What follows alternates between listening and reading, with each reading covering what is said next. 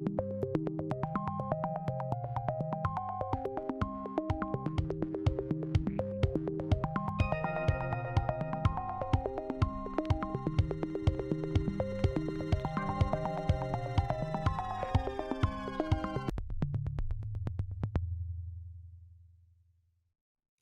morning, everybody. Welcome. It's very nice to welcome today to the webinar Energy Transition Out of City Center. That is part of the second edition of the Sustainable Bus Tour. We all know that out of cities, the commitment to energy transition goes along with some questions about which technological solution and which business model to adopt in order to get to the goal. Intercity and also long-haul bus markets are still based today mainly on diesel application, but things are moving quite fast. Gas-powered buses for intercity services are gaining a higher market share, and pilots have been established on the way to develop hydrogen coaches. And I'm very glad to be here, supported in the moderation of this event by my colleague Fabio Franchini.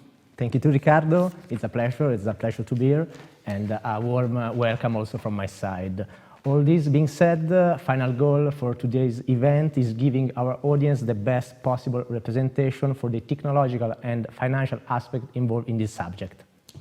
Very good. So let's introduce our speakers for today's event. Jan Deman, the Managing Director of the Bus Road Foundation, will be focusing on the forecasts regarding the development of bus and coach market in the coming years. There will be then room for the experiences and the outlooks of two of the main international public transport companies, with Jean-Laurent Franquinot, Zero Emission Strategy Manager at Transdev, and Matt Greener, which is Director of the Zero Emission Institute for Arriva Group. We are very happy to have on board also Daniel Zellinger, which is Team Lead Bus Fleet Strategy at Flixbus, and he will somehow embody the topic of energy transition in the long-distance bus segment. Finally, three companies with a high degree of technological expertise. Alexander Schabert, Senior Director Sales, Global Sales at ChargePoint. Jonas Boehm, Commercial Director Analytics Platform Mobility at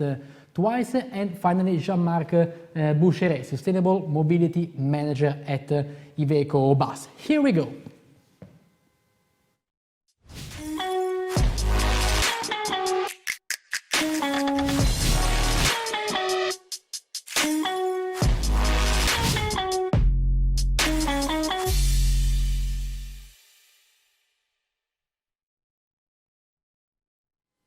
Please, Mr. Diman, happy to hear your presentation focusing on the evolution of the bus and coach market. Which are the major trends, challenges, and forecasts? Please.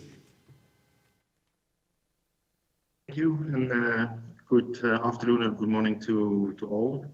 I have prepared some slides. Maybe it would be a good idea to put them on the screen, if possible.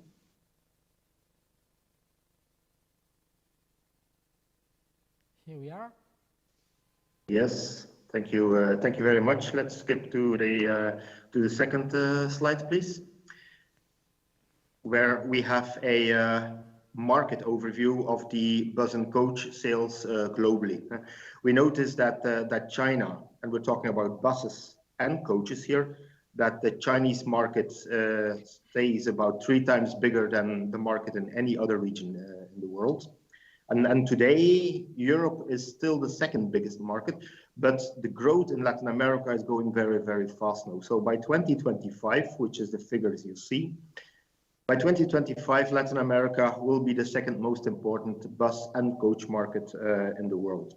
We see an annual growth globally of over 10% by 2025, which means that we'll add about 100,000 buses between today and 2025. This is bus and coach together. So here we're talking about urban and non-urban transport. If we go to the next slide, and if we compare the bus market to the coach market, again at a global level and with a scoop of 2025, we notice a market share of about 60% for city buses, 40% for coaches. The annual growth in bus will be about 30%. It will be slightly higher for coaches, and the growth in coach, which means non-urban, and the growth in coach is mainly driven by the growth of the long-haul intercity operations, which are driven by OTAs and then other players, new players in the bus and coach market. Now let's focus on the powertrain installation and the next slides. Here we see the global bus and coach market with a forecast of 2025, and we see that if we forget about China, which is a different planet in this context, right? We see that the leads in the energy transition will be taken by North America and by Europe. Fast-growing markets as India and especially Latin America, they will go fairly slower. Same goes for Central Asia, where CNG and natural gas will be far more important in the use of powertrains there. We compare the European situation, bus versus coach.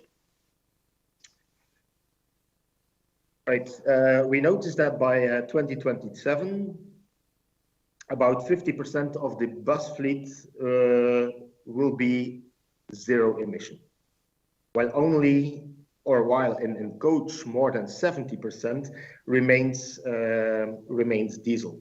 20% goes to CNG, 10% goes to electric, which means battery electric, but also fuel cell buses. Fuel cell buses when I say buses in this context, I mean coaches, right? Fuel cell coaches will be about half in numbers as the battery electric coaches, but faster growing. So if we have a 10% European market in coach by 2027, that is zero emission. We see about 33% of this zero emission market being fuel cell.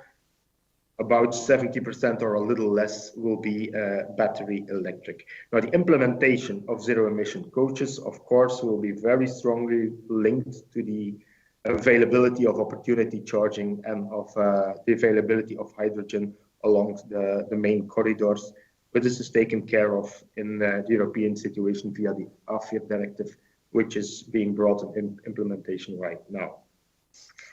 Europe and North America being the fastest growing regions for the zero emission bus market. If we forget about China, let's then compare the European situation to the North American situation. And there we see in North America that the electrification of transit buses might go faster in Europe, but the implementation of zero emission coaches will go a little faster in North America. Like, for example, by 2025, only about 65% of the coach market in North America will remain on diesel, while by 2027 in Europe, over 70% of the coach market is estimated to be still on diesel. And also CNG is getting far more important in North America as well. Now, the way to the implementation of zero emission coaches, which is referring to the non-urban situation, is clearly linked to either the availability of opportunity charging systems, but also on the future of the battery chemistry and the potentials that battery have to offer. If we go to the next slide, we see a slide that estimates the future of battery chemistry. And where today lithium-ion batteries are mainly in use, we'll see by 2025, estimation is late 2025, that the first lithium sulfur, but especially the solid state lithium batteries, will come into use slowly by the end of 2025 and getting more and more implemented by the end of the decade, by 2030 and so on. And this might be a real game changer. We see that compared to lithium-ion batteries, that solid state batteries have a longer lifetime. They provide a significant extension of the range. and the price will be comparable to the lithium-ion batteries either.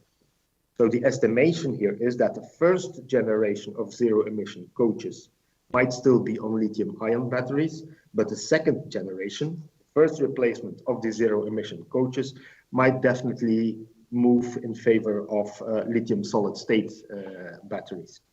That is the estimation there. Now, everything, of course, depends on the evolution on the hydrogen market as well. If we go to the next slide, we see some of the social economic aspects in the energy transition for coach, right? Now, the evolution in hydrogen is important in two senses. First of all, to have a business case in coach business, we need the hydrogen price to be at a maximum of €4 per kilogram. Today, we see that we are at 10 or 12 or even more euro per kilogram of hydrogen. So the business case in fuel price is a question mark. And secondly, the production of hydrogen is still not green enough, or the market share of green hydrogen is not important enough to have a real, let's say, not economic business case, but a business case in terms of sustainability. Other aspects to be taken into account is the implementation of low emission zones, which is a transit bus thing right now. But if we think about coach tourism, where the groups have to be brought into the city centers, the historic cities in Europe or whatever, we see that the LEZs will also have an influence on, let's say, the implementation of zero-emission coaches. The influence on school bus operations will be even more important due to the LEZs. The dependency on the opportunity charging infrastructure I have already mentioned, but a very important aspect that is often to be forgotten is that we have to relate it to the size of the companies itself. Now, the size of transit companies, either public or the bigger private companies, and the consolidation that's going on in this field makes the adaptation of these new technologies far more easy. If we're looking at the coach market, and I'm talking about the pure coach operators, we see that over 80% are still SMEs. And the implementation of these new technologies in SMEs is far more difficult than it is in several public or the big private companies as Transdev, as Keolis, and so on. So these are important aspects that are not to be forgotten in this energy transition in non-urban areas. So my last slide is about a conclusion. CAPEX and of course TCO will be very important in the decision to make the energy transition decisions, but also the assured availability and the price of green electricity or fuels. If we have to work with an energy mix in the electricity provision or in the hydrogen provision that is not favorable, then what are we doing by implementing zero-emission vehicles if our fuels are not sustainably produced? That's the whole question. In electricity, like here in Belgium, for example, over 70% of the electricity mix is sustainable. These figures are comparable in most of the European countries. Out of Europe, we had Busworld Southeast Asia 2 weeks ago. We saw that only about 9% of electricity in Indonesia is produced sustainably. So what are we doing by implementing zero-emission vehicles there at that time? Right? So these are just aspects that need to be brought to our attention before continuing this discussion, I think. Conclusion, zero-emission coaches will come into the market. The evolution of the battery technology and the implementation of lithium solid-state batteries will be very important, and of course the evolution of the hydrogen price. That was the analysis as Busworld Foundation that we have been making. Thank you. Very good. Thank you very much, Jan. Thank you for touching both market, technological, and even financial topics. I have the feeling that all this subject, the transition of coaches to zero emission, will be even one of the topic of next Busworld Europe in Brussels next year, isn't it? Definitely, yes. Okay. And we have the zero emission bus conference at Basel next year, so that will be the topic to talk about. It's very nice to hear this. So let's go straight to the roundtable.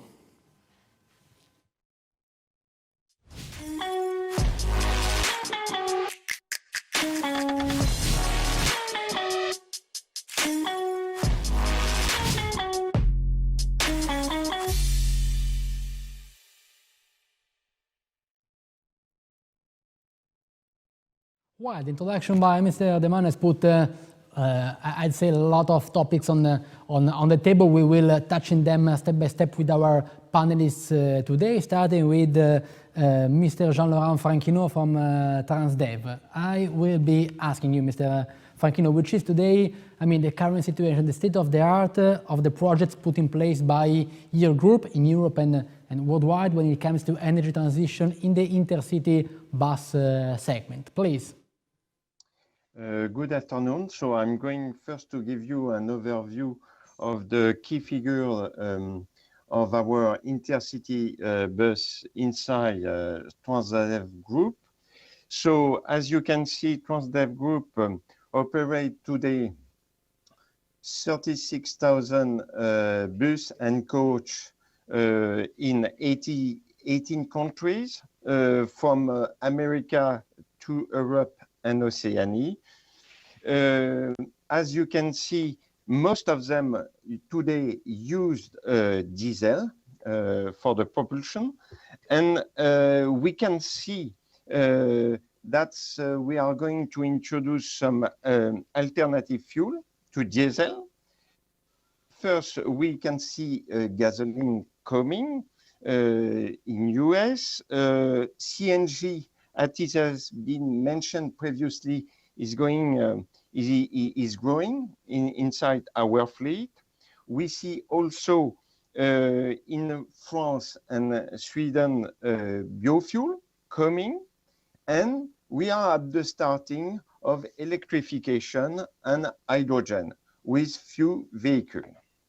Next slide, please. So to give you what we are doing in France, we have as alternative to fuel, to diesel, we have for intercity coach in France, for solution, we use biodiesel, B100, so it's quite efficient and it doesn't need to change the current engine of the diesel vehicle. Just to verify that in terms of maintenance, we fulfill the prerequisite that is needed to satisfy a good maintenance. We have also bio-CNG as a fleet. Here we give you some example. We have a Scania bus, we have all other application in southwest of France, and we start to operate battery electric coach, and we will come back to it after. We use today for electrification mainly Yutong and BYD, but soon some European coach will be electrified too. And we have initiated a quite innovative solution, is a retrofit with H2. In France, we have the possibility, because the law authorizes it now, to retrofit some vehicles. Next slide. So please, here we give you an example of intercity bus that we operate in southeast of France. Is the line LER, so is a regional line 19 and 23. We operated with 10 Yutong ECE 12 meters.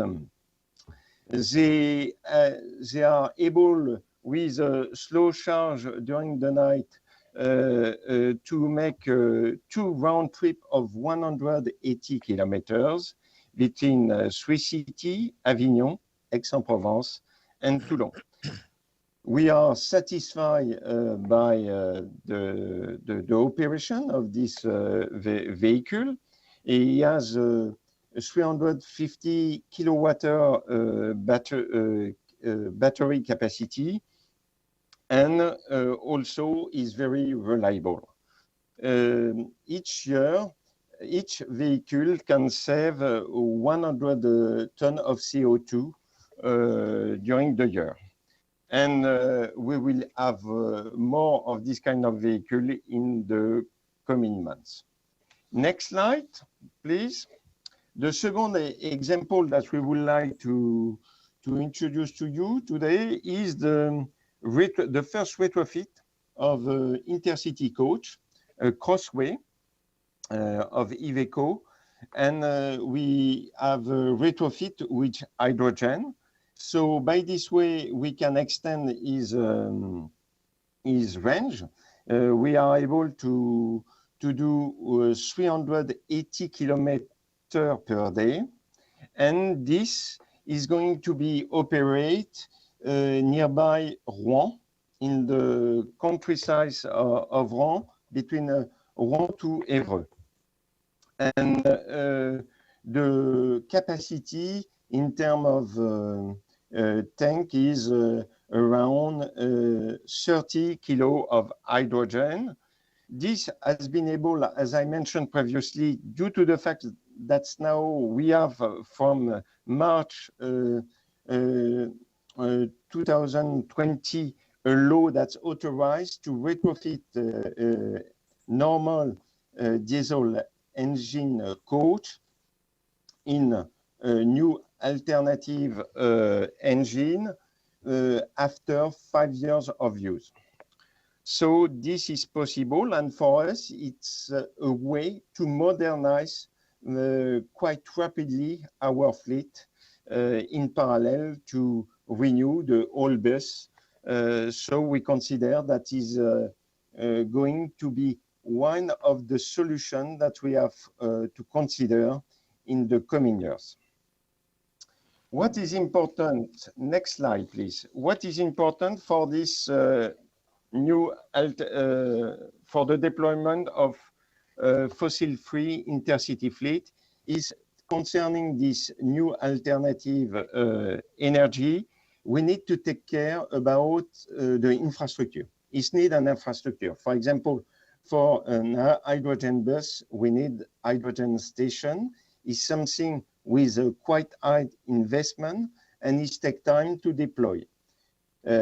So, for example, in Normandy, where we are going to have this H2 retrofit intercity coach, intercity bus, the plan to deploy hydrogen station started in 2018. So it takes quite a long time, and we have to consider that it could be a bottleneck if we don't anticipate this new infrastructure.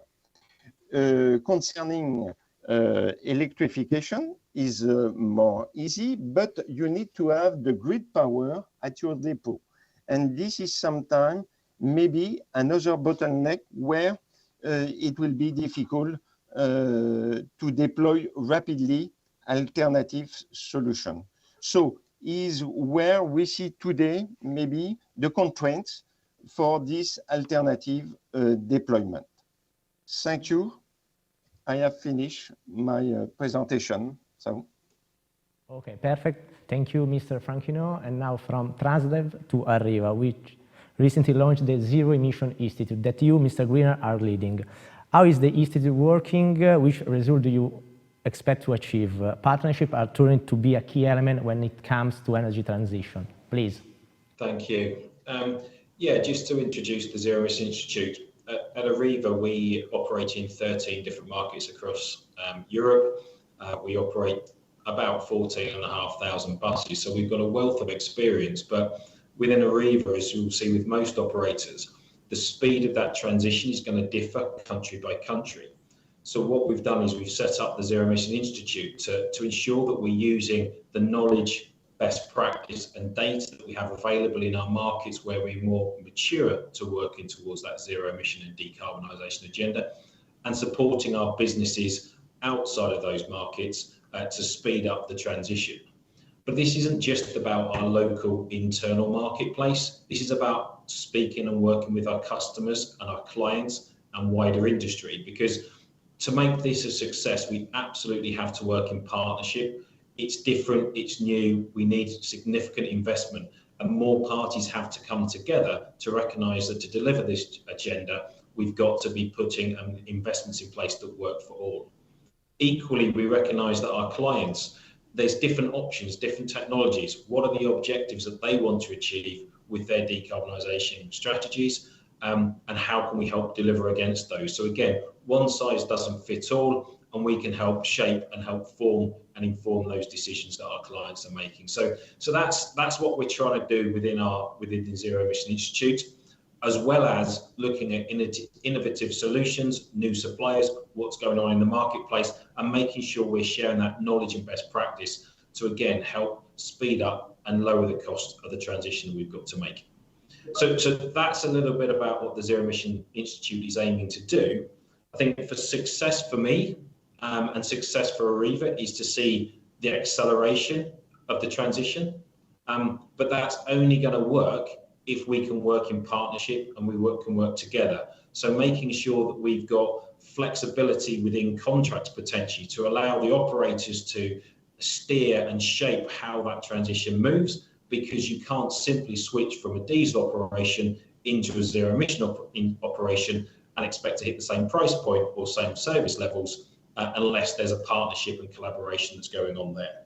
So that's one of the ambitions we've got. And I think one of the other big main ambitions that we have, and we have to have this, is that the industry has to work with the energy sector. We need to see the energy sector coming into this and supporting the transport sector. We've got grid capacity challenges in certain markets.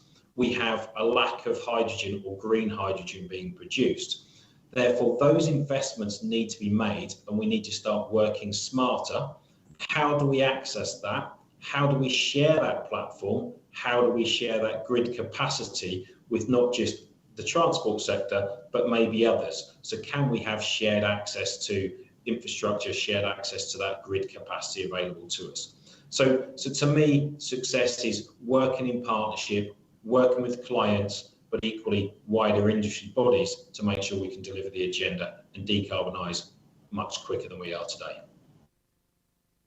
Thank you very much, Mr. Green. Yeah, you mentioned partnerships, in particular the industry with the energy sector, totally true, and investments. I think these are both topics that also Flixbus knows are very familiar also to Flixbus. We have here Mr.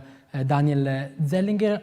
I will be asking you, going from the suburban routes, from the regional routes to the highways, so focusing on the class 3 sector, which are the main challenges for an operator that of long distance routes in developing an energy transition plan for its network today, please. Yeah, thank you. Hello, everyone. Well, Flix currently is offering in 39 countries, 2,500 destinations. That is more than 400,000 daily connections.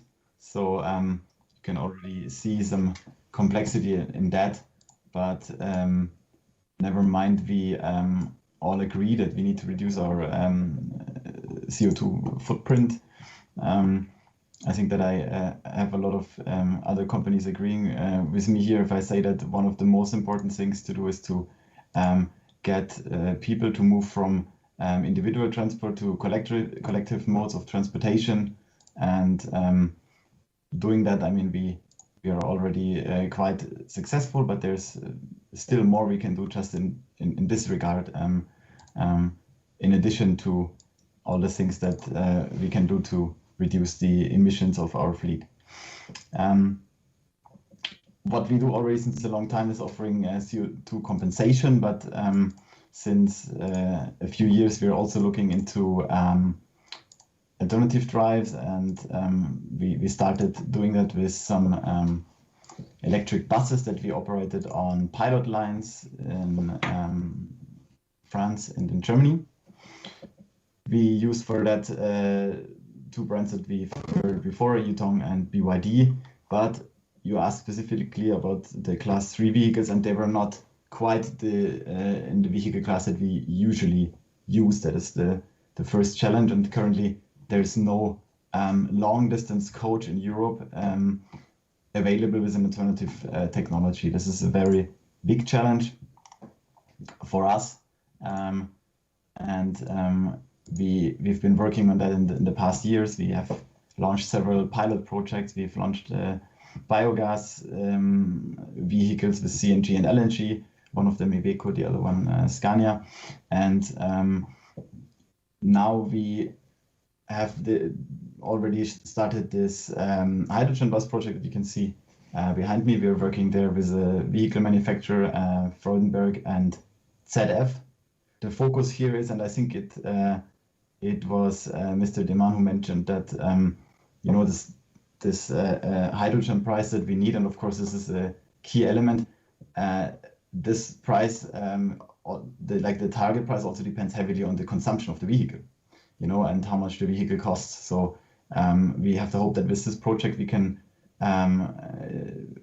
contribute to developing a heavy-duty fuel cell that also reduces the consumption and increases the longevity of the technology. But we will still have to wait a little bit until this vehicle is available. And in the meantime, we have one technology that is biogas, sourced from waste gas, where we believe that in some other market segments this is already rather common.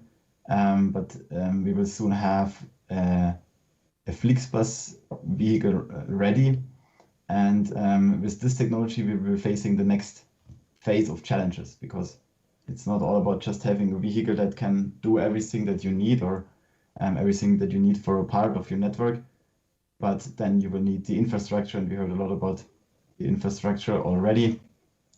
Infrastructure does not only mean the refueling or recharging infrastructure, but also that is somehow connected with the existing infrastructure, central bus stations and so on. And we will be working on that shortly to get more into more fleet mode with this technology. We cannot exclude any technology, and I didn't mention the next steps for battery. We are also looking at several projects where we can go the next steps there to have battery electric vehicles of a next generation that were already a little bit mentioned before, driving for us. And you have to imagine this, what I've just mentioned, this complex network also provides a vast variety of different lines that have different needs, and we can never forget that the starting point is highly complex, and not only the technologies but also the political circumstances.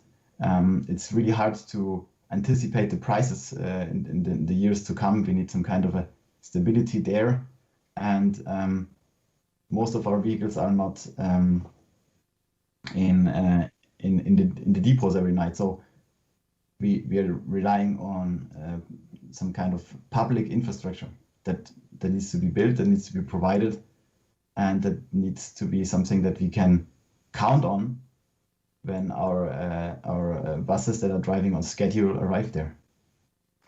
So that was a rather quick overview. I hope that this is something that answers your question. Okay, then just out of curiosity, is that figure of 4 euros per kilo of hydrogen as a break-even point for coach operation, is this a reference for you also? Do you have another figure, another position on this? I heard this very often, and we don't have we don't know the truth yet, because we also don't have our bus, and we don't know how much this bus will consume, right? And we don't know how much once these vehicles are available in larger quantities, how much they will cost. Because in the end, what we need to calculate with is the total cost of ownership on a kilometer basis. And the fuel plays a huge role, but it also plays a huge role if I need 11 kilograms of hydrogen or 9 kilograms of hydrogen. And that heavily affects also the often mentioned target price of 4 euros. 4 euros would be great. I think we could even work with the assumptions that we have, we could even work with a little bit higher prices, but yes, a lot needs to happen with the price. But we have to think that the current hydrogen prices are based on a very low scale production and so on. So we really hope that this will be scaled up, that it will be cheaper, and it can only be cheaper if it's sourced with renewable energies, right? And that's also something we heard before. Many thanks, Mr. Zellinger. Now it's time to give the floor to ChargePoint, Alexander Schabert. How do you see the market development for electric city-to-city transport, and what challenges need to be overcome? Please. Yeah, thank you very much for the question. So what we generally see is that battery capacities and also the densities are increasing and the costs are being reduced. And that means that in the future we will see more and more battery electric trucks and battery electric coaches that will operate in a city-to-city transportation way. We see that we're right now still very early in the beginning. We see the first vehicle manufacturers announcing electric trucks models that can do city-to-city. And we also know that more and more coach builders are starting to roll out their first battery electric mass production for coaches in 2024, beginning of 2025. So it still sounds like we're quite a long way away from the future, but actually a lot of things still need to happen to enable that electric transformation. And if we look at the key challenge, what these vehicles are having if they operate on a city-to-city route, then it is mostly around charging. And here I just want to list a couple of elements that we're seeing. On the one hand side, a key difference to what we're right now seeing in battery electrification is that the vehicles will most likely not return to the same depot every night. So that means that they need to have different charging opportunities along the route, potentially just if they arrive, but it could also much happen that on the way, if the distance is long enough, they need to recharge as well. And that then comes to the next challenge that we also just heard from Daniel. At the end, if you have charging infrastructure that you don't own and operate, so it's not within your depot, but it's either public infrastructure or perhaps belonging to another company at a different depot, then there are different functionalities that need to be enabled to make sure that you can properly use it. One of them is billing. At the end, you need to be properly billed for the charging. You probably want to have some special tariffs to make sure that depending on the volume of energy that you take, you get some better tariffs than just, for example, someone that's coming on an irregular basis to charge the vehicles. There also needs to be some planning security. So whenever you arrive at the charging station, that needs to be available. So having kind of like a wait list or reservation feature is going to be very important. And you also cannot demand that every charging station can be similarly used between an electric car and an electric truck or an electric coach. So you will always have certain constraints. One of the biggest is, for example, parking constraints when it comes to vehicle sizes. So these also need to be taken into account to make sure that these commercial vehicles will have enough space to actually charge. So what we're seeing here is that from a software perspective, we see a lot of new demands and new features that need to be taken into account to solve this problem. But next to that, a key question is also regarding the charging hardware. And here we see a key question that's right now going on in the industry with what is the current charging rate, what is the charging power that is needed. We see the initiatives around the megawatt charging system and the new connector standard that is currently in discussion, and that then also will enable probably a larger use cases of e-mobility with having shorter charging periods on the route. So to round up, we see that two items are really critical. On the one hand side, on the charging, what I've just explained, new software functionalities are going to be crucial, as well as also more charging power from a hardware perspective. And on the other aspect, on the vehicle side, we need to also improve the software. We need to have planning systems and telematics that are basically taking into account the specific routes, the specific energy consumption, planning in the recharging stops along the way to make sure that there is always enough range and therefore energy available for these vehicles. Okay, many thanks, Alex. Now, it's quite, everybody would agree that it's very here the case that we hear that new generation batteries that will solve any range concern are soon coming. Now, development of new technologies is totally key and crucial. But on the other side, it is even important also to focus on how to improve the performances of the available technologies. Then I'd move to Jonas Bohem from Twice, asking him how technology, data, even artificial intelligence can help optimizing, improving performances of battery electric vehicles. Please. Yeah, thanks for the question. Thanks for having me here. We heard it already a couple of times before. So Jan Diemen said it, focusing on improvements of the technology, of battery technology, and focusing on especially the electrochemical aspects of it, right? So we see improvements on that side for the last decades, and we will be seeing improvements of the electrochemical technology also over the next decades. I think there's not much more to add. I think what is often overlooked and thus not a complete picture is that we've seen very similar technological advances in managing batteries once they're operated in the field through what we call battery analytics. So any good battery, any best battery can be destroyed very fast if you operate it wrong, and every great and every poor battery can actually last very, very long if you operate them correctly. And I think that's for a lot of cases still overlooked, like how to improve, how to optimize the performance, the reliability of a given battery type in the field for an operator. And I think that becomes even more important when you're talking about like longer distance routes, right?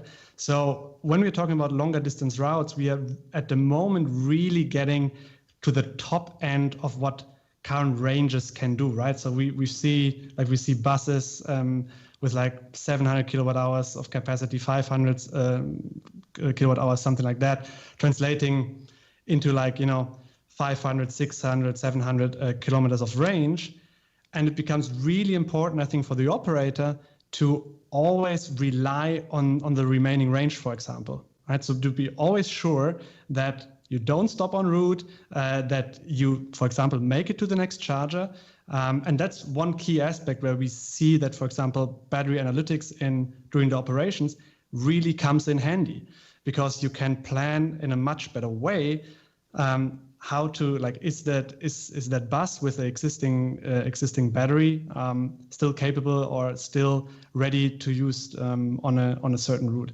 Same goes in the end for reliability and safety, right? Becomes, if you are stretching the potentials of the battery more because you are operating it much longer on longer routes, it becomes also more critical that you operate the battery in the right kind of safety windows. And obviously, also what we heard before from Alex is that you will see most likely more opportunity charging en route, which oftentimes also stresses the battery more, highlighting the fact that you need to monitor the battery better. So in an essence, great advancements on the electrochemical front. I would say the same or even bigger advancements on data-driven approaches to prolong battery lifetime, to increase performance.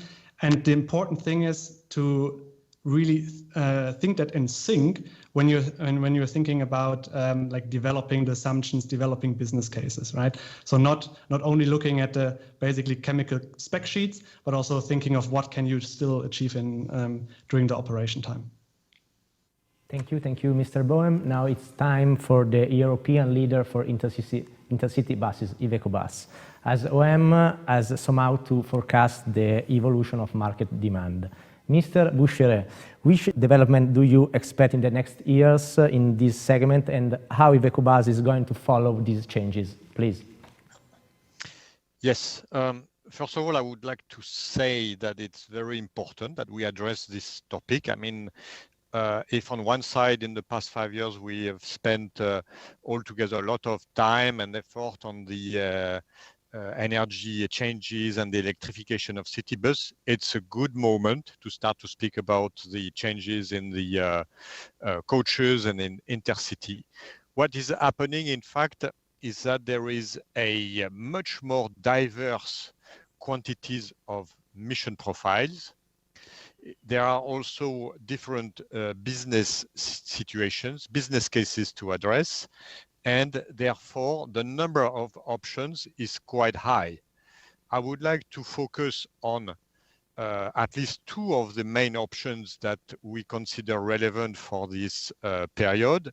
Is first of all, the way we will decrease our energy consumption and the way we can also contribute with the presence of renewable fuels.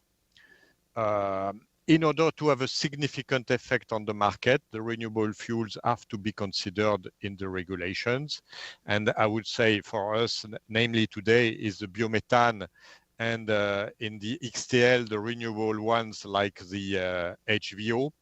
These are the two options we have considered, and we have also started implementing hybrid models for both diesel and gas, starting with the Crosswell low entry, so that you've got a significant energy consumption reduction plus leveraging on the use of renewables. This is the first point. The second point I would say is how do we switch gradually from, let's say, the inner city center to the suburban and to the regional. I would consider that approximately 40% of the population is inside suburban areas. And for that reason, there are also this population with less quantities of public service reachable.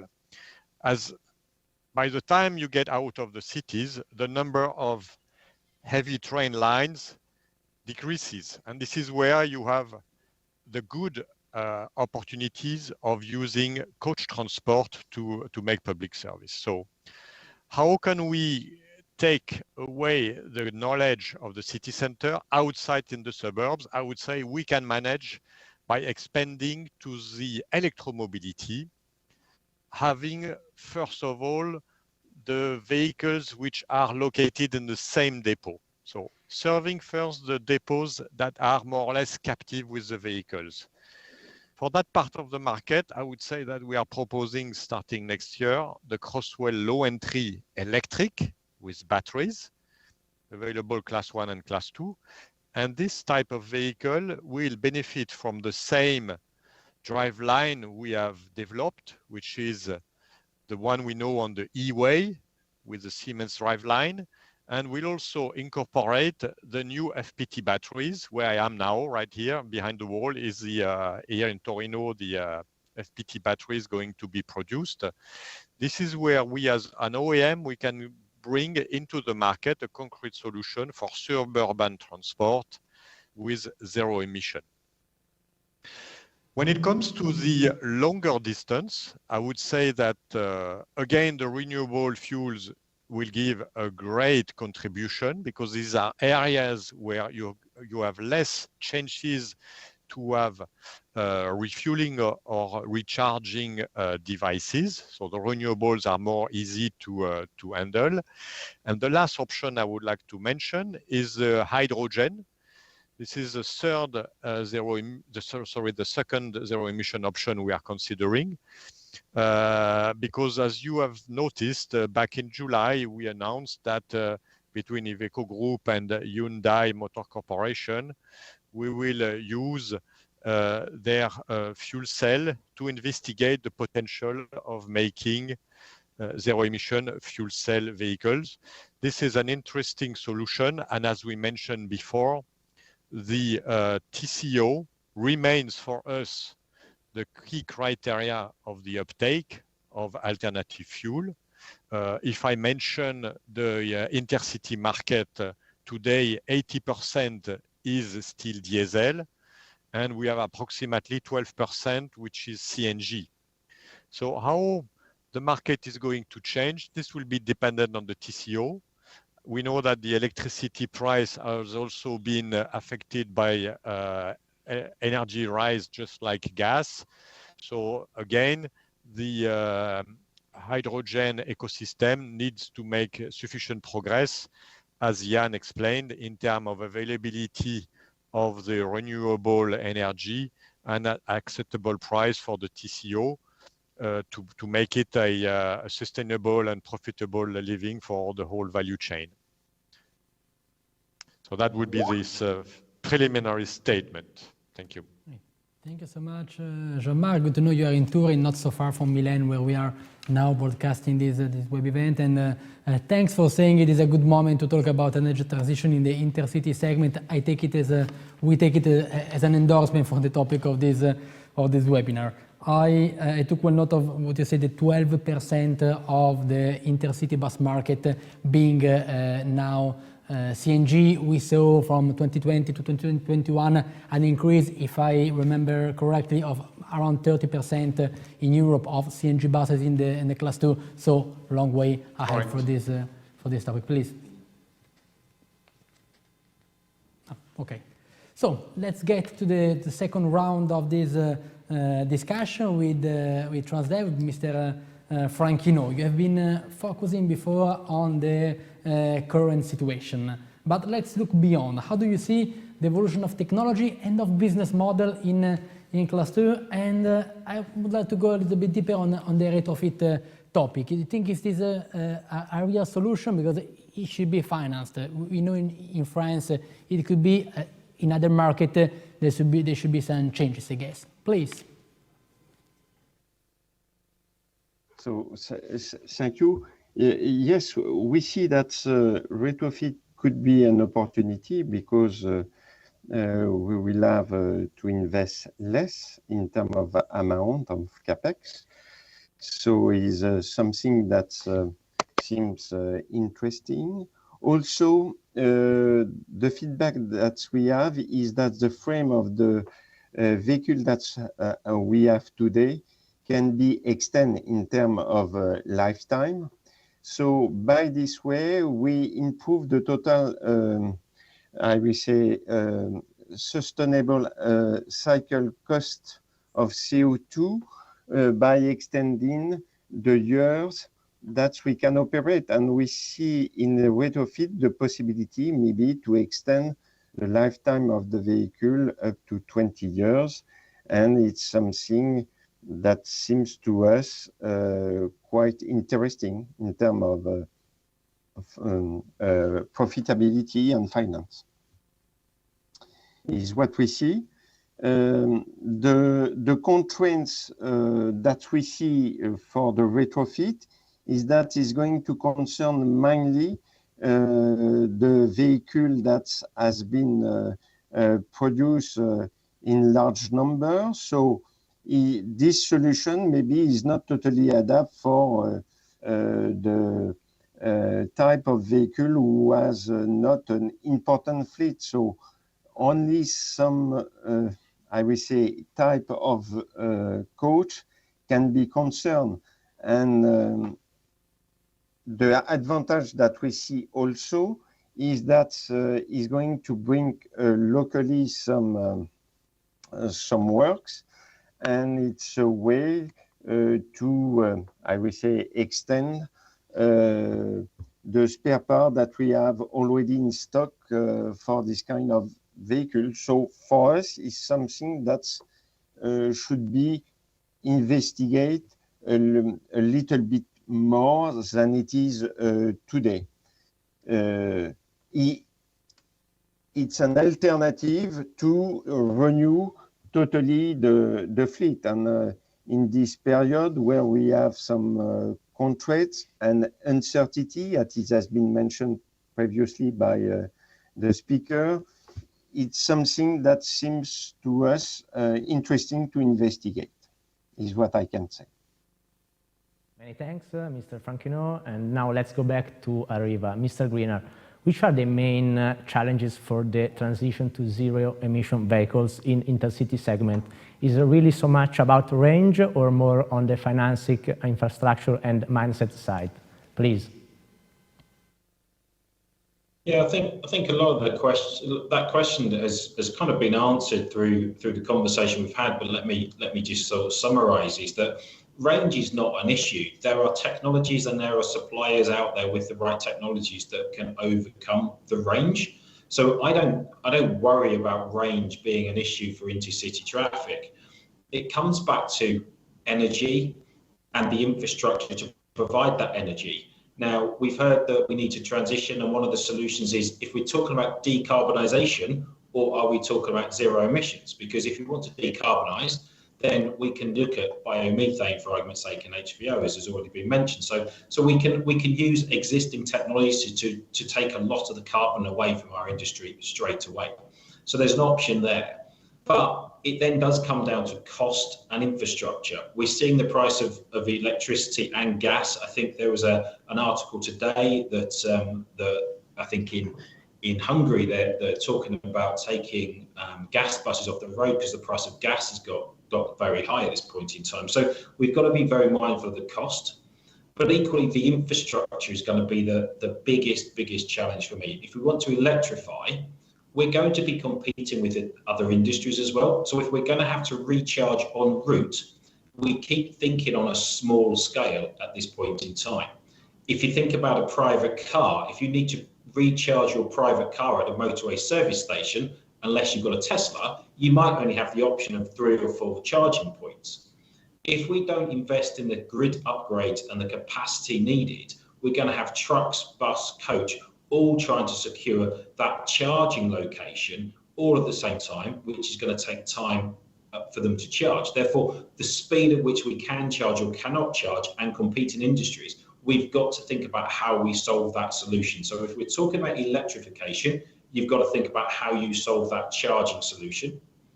If we're talking about moving for zero emission to hydrogen, from this perspective, it's how we produce more green hydrogen that is affordable. And that's already been spoken about today already, is that the price of green hydrogen or the price of hydrogen per se, as it stands today, does not give us any of the economic benefits that an electric vehicle would.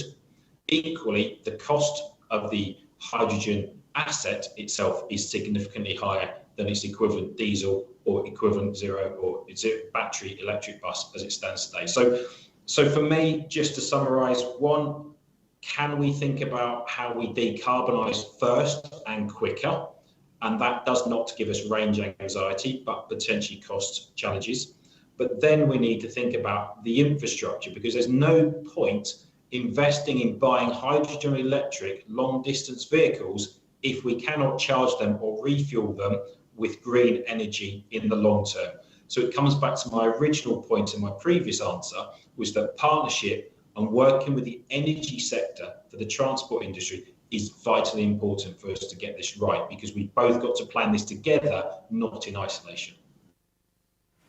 Thank you very much, Mr. Green, also for mentioning that the range is not the issue. The issue is more on cost and on infrastructure. And it is on the infrastructure topic that I'd like to bring Mr. Zellinger for Flixbus, asking in the framework of what we wish it will be a kind of a joint work between industry and energy provider, what a player like Flixbus, a big player like Flixbus, can do in order to stimulate, in order to push, in order to give a contribution to the development of a network of charging station or filling station when it comes to hydrogen. Which is the contribution then that an operator can give in order to push on this market, please?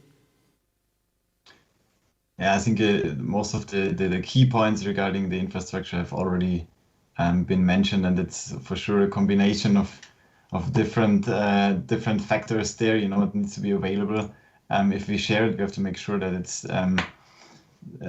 it's available for us when we arrive, the space, the plug or refueling station, but also the quantity of fuel. And I mean, extending this, this also goes for hydrogen or basically any other fuel. It needs to be available in the right quantity, because we don't have multiple options to get it from. It needs to be there when we arrive.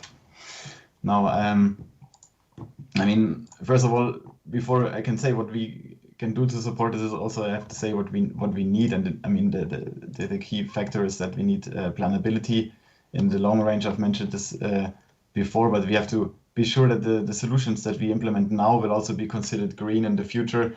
And we need some kind of price stability, and there I fully agree with what you've mentioned. We need to all work together, and especially also with parties that in the past were not so much into the planning process, that are now extremely relevant, like the providers of the infrastructure of the fuel. And why would they do that?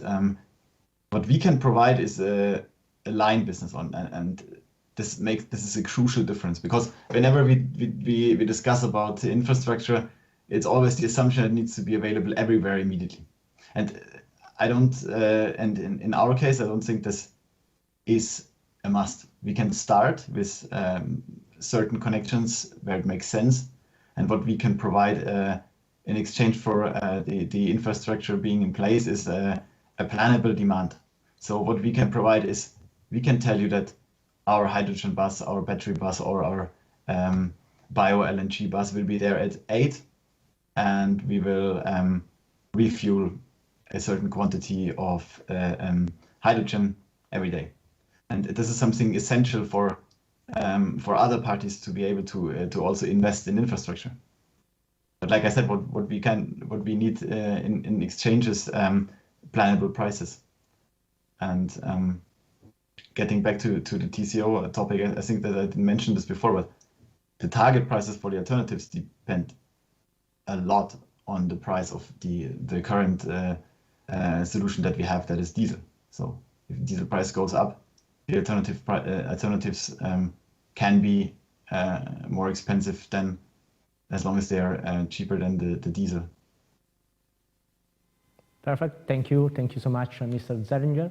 And now, Mr. Schabert, how does ChargePoint prepare for this market development, and what solution do you offer, please? Yeah, so in general, as ChargePoint, we are the leading provider in Europe and North America when it comes to charging solutions over all charging verticals. And clearly, the fleet vertical is a very important one to us. And I think especially also on the fleet side, there's where we can play out our strength extremely well, having this hardware and software combination in one place. And I want to highlight here a little bit first, looking into the software solutions. What's going to be key, and we heard it, is that on the hardware that's then especially on the route in a public hand or at a different depot, that the charging station management system will be able to accommodate functionalities like wait list and take care of billing. What we're seeing right now, if you look at the OCPP protocol, the current version is 2.01, that doesn't have the wait list functionality yet. But with our ChargePoint protocols that we have developed, functionalities like this are already available to make sure that basically these use cases can be covered. We also need to see that drivers will be able to pay for the energy that they use. So somehow, like a fuel card, a charging pass also needs to be submitted, and that what's working in the background is a so-called EMSP solution, which then offers the functionality of roam at different charging stations and be able to authenticate and pay for the charging transaction. So that's going to be key. And this is something that will definitely change in comparison to what we're seeing right now at city buses. And also, if you look at depots, a key change is looking at the plan of which bus coach will then go into service the next day, there needs to be a certain priority on charging that vehicle first to the right amount of energy that it needs. So having a system, a depot management system, we call it a fleet operations tool, to coordinate this, to give certain priorities, but to also make sure that you don't exceed certain grid limitations or create peak demands is really going to be important. Quickly looking at the vehicles, I mean, I already mentioned it before, telematics are going to be key. They're going to be key to understand energy consumption of vehicles, remaining range, can the vehicle make it until the end of the day? Did perhaps something unforeseen happen? Jonas mentioned it already that the health of the battery is also really important. That makes a big difference when it comes to monitoring the complete vehicle. And yeah, therefore the telematics, so the software part of the vehicle is also going to be crucial. So to conclude, software is going to be really important. We have quite some different solutions that can support in these areas. And to add to this, we need to have hardware, and we have a full hardware portfolio ranging from AC to DC solutions, ranging from our own hardware stations that we've self-developed, but also we're using and leveraging partners' hardware to make sure that we always find the right solution for our customers. And what we're seeing is we've started quite some cooperations now with a couple of bus and truck customers to shape the features and then also basically the demands or the needs that electric trucks and coaches will have. And yeah, we're really excited to see what the future will bring in the upcoming years. Alex, thanks also for mentioning the pay-per-use and such a new innovative business model that can be helpful in order to speed up the transition and the new development of new traction drives. So focus on business case with Jonas Boehm, twice, which are pro and cons of battery electric buses in long distance field when it comes to business case, or better, are there any advantages maybe for using BEV vehicles on long distance compared to city transport? Please. Yeah, I think we heard it already a couple of times. TCOs are important, the business cases are important. And I think the first point to make that I already made earlier is that we see that with the implementation of AI-driven battery analytics, per se, more business cases become viable, right? And for battery electric vehicles, being that buses, trucks, light commercial vehicles, and so on. So I think that's already one advantage, and kind of the top end of the business cases that probably fall out of being viable can become viable. The other aspect that I heard a couple of times, and also Matt Greener was referring to, is the industry needs to work together to shape new business cases, and I think that's especially important for the longer ranges, the intercity transportation. And what I mean by that is we are facing, or like two sectors are facing really large transformations, right? That's the energy sector, and that's the transportation sector.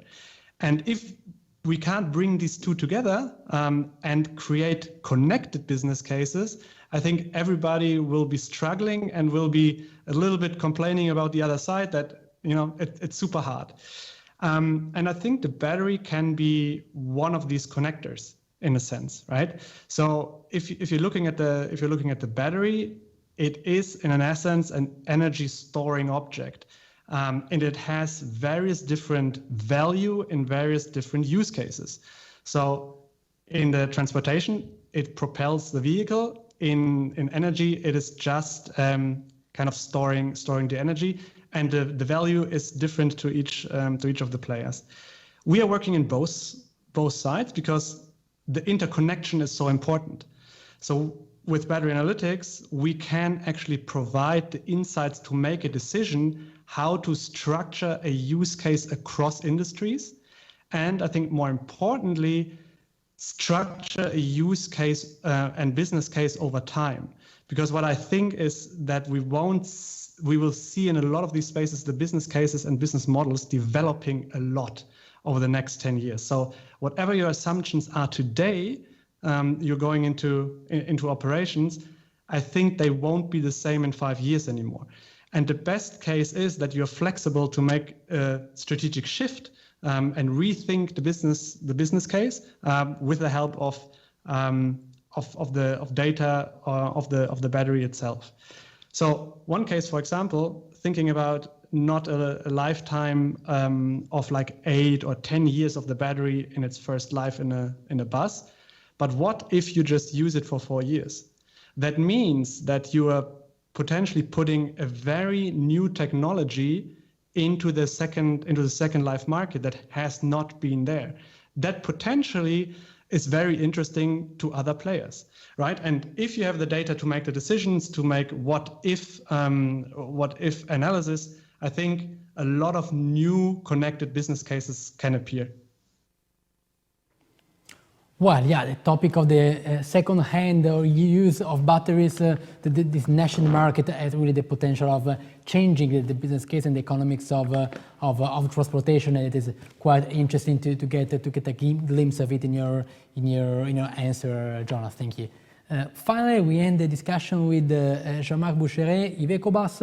We know that last days a batch of big, important European cities wrote a letter to the EU Commission asking for a mandatory purchase of zero-emission buses by 2027 in order to achieve the supply. They say otherwise demand will not be matched by supply.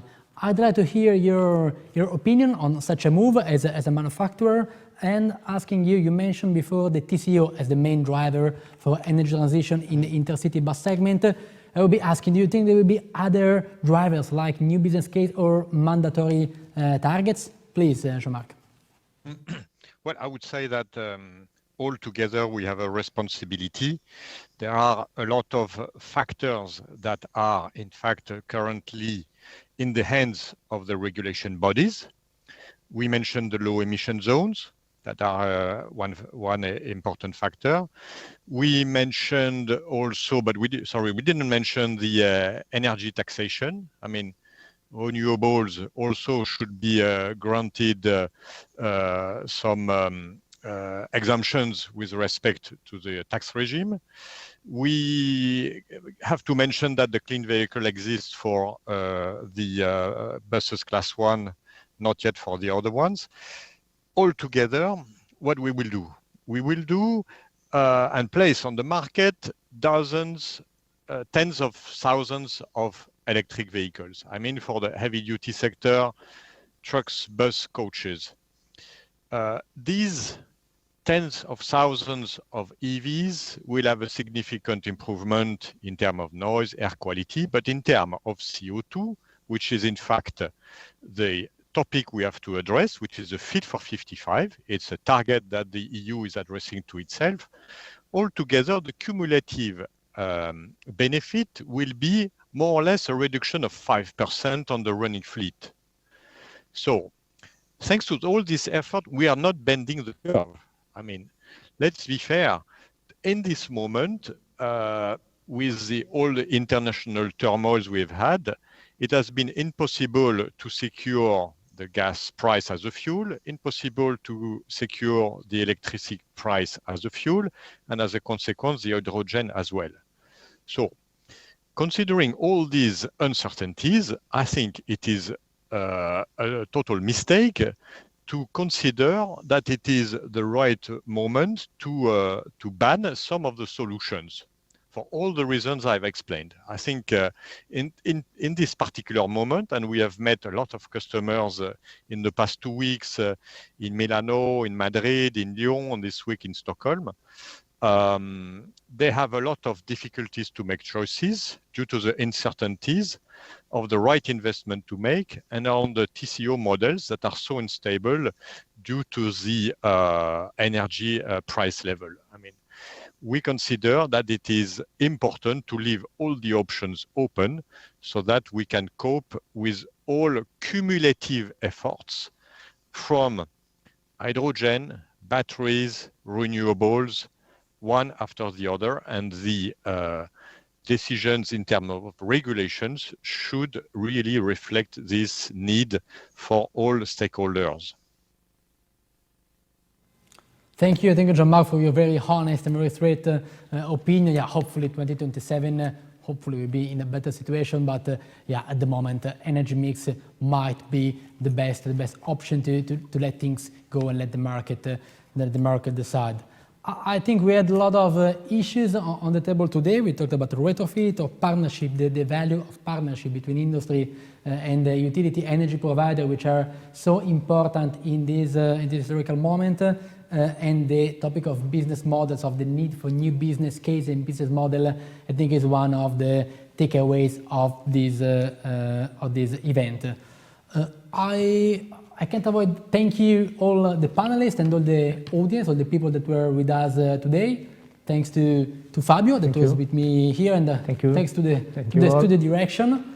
And I really hope it was a useful hour and a half we spent together. You will find the slides, the presentation, and the video of the web event on our website www.sustainablebus.com shortly. And I wish you a good afternoon.